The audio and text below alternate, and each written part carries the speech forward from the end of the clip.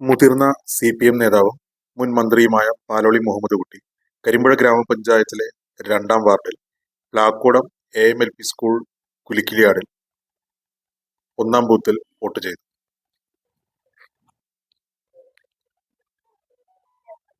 കഴിഞ്ഞ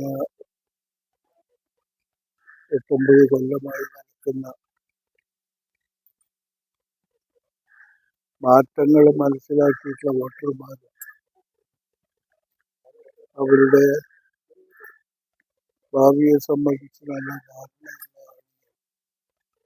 ആർക്ക് വോട്ട് ചെയ്യുമെന്നുള്ള കാര്യത്തിൽ യാതൊരു തർക്കമില്ല. ഇടതുപക്ഷ ശക്തികളുടെ വിജയത്തിലാണ് ഈ തെരഞ്ഞെടുപ്പ് കലാശിക്കുക എന്നുള്ള കാര്യത്തിൽ തർക്കം.